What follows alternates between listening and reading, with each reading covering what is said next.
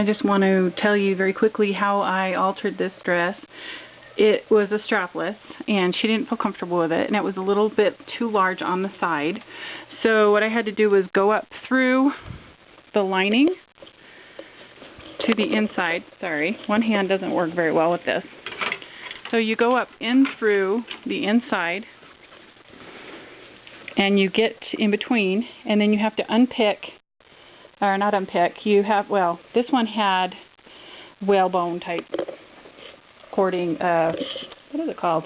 It's like the old whalebone that would keep the corset straight on it, so I had to actually take that off of some of it. You can see I didn't take it off of just where I was going to take it in.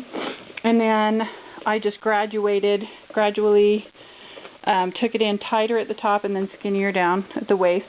And I also had to do the same thing with the lining so that it wouldn't be pooching on the inside. So I continued over into the lining section. I'm sorry, I should have somebody else videotape this for me. So anyway, and she tried it on, and then I actually took it in a little bit more for her because it was still a little loose, but now it fits her pretty well. Then on the sleeve, she had, so you can see on the inside, you can't tell that it's been taken in. Very, you know, that's the seam right there that I took it in on. On both sides, it looks fine. I did have to hand stitch the top a little bit because the front was a little higher than the back, so it wouldn't be even. So you can see I just hand stitched right there. And then for the top, she didn't want to go bra, you know, strapless bra, so we got some thin chiffon type fabric. I would go with actually one that's not see-through if I did it again, because this one was so thin. Even when I zigzag the edges, you can see it's fraying a little bit, and I don't like that. I did zigzag the edges, serge the edges, whatever. And then I went and got about 1/3 of a yard of tulle. It's 98 cents a yard, so it cost me less than $1 to alter this dress. So the tulle, I just laid over it, and I measured where she wanted it in the front, and then I zigzag gathered that piece of fabric in the sewing machine. So you can see it's gathered.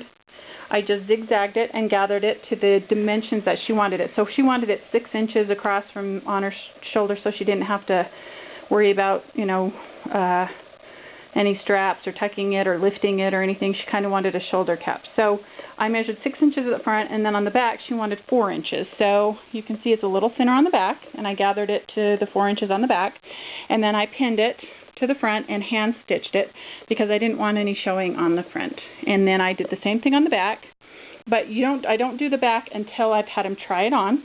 So she tried it on. I made sure that the shoulder lengths were correct. And then I stitched the back on. Now, on the inside, you don't want to leave the tulle out because it will scratch. And even though this is a finer tulle, it's not the big hole tulle, it's fine tulle, it can scratch. So when I hand stitch it, I always leave enough of the inner fabric lining to fold over. So this is folded over, and you can do that on the machine so that the tulle doesn't poke her. You can see that there's no point where the tulle is actually going to be poking out and touching her. I sewed all of the fabric over the edge.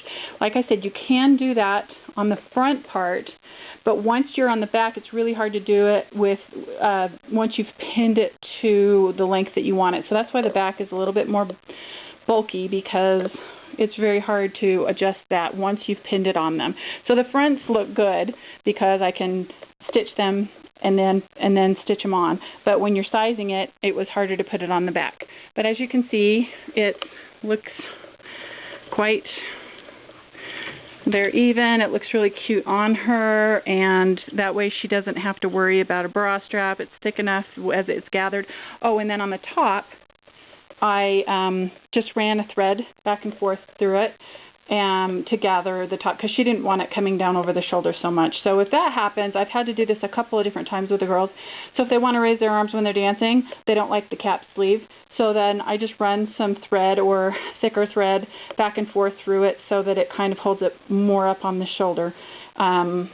so that it's kind of got a gathered look on the top. And but you need to make sure when you're doing that as well that you do it evenly at the exact same point across the top, because you don't want one being down on the shoulder and one being on the top of the shoulder. The other thing I wanted to mention is when you're doing, when you're doing the front and the back, you want to make sure that you are attaching them at exactly the same point. When you're sewing them, before you hand sew them on, you want to make sure that they're exactly 6 inches, but they're sewed on the same point. So you take the seams and you stick them together, and you make sure that, see how those are starting at the same point? Then they come to the seam's there, and then they end at the same point on the other side. And you do the same with the back.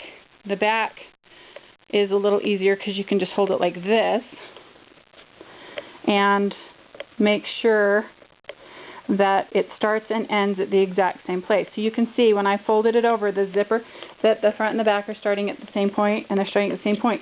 You would hate to have a bigger gap on one side of the back or the front than the other. It would look silly if one went to the zipper and the other one did not go to the zipper. So before you stitch anything, once you've got it pinned on the person, take it off, fold it over, and make sure that it's exactly the same width on both sides from the seams, and make sure that the straps are the same width and they're the same distance from the seams in the front and the seams in the back, so that when they put it on, it's not lopsided. I've seen that before in dresses, and in fact, I had it pinned on her, and then when I looked at it, it was a little lopsided. One shoulder was down further. So before I before I sewed it, I re-measured it, pinned it, tried it on her, and then I stitched it. Anyway, hopefully I haven't confused you. Hopefully you can understand it. If you have any questions, feel free to email me. I do have a blog, thesecretisgratitude.com, where I'll put more details and hopefully explain it a little better if you have any questions. Just type in homecoming dress in the search box at the bottom of the page, and this should come up. Thank you very much.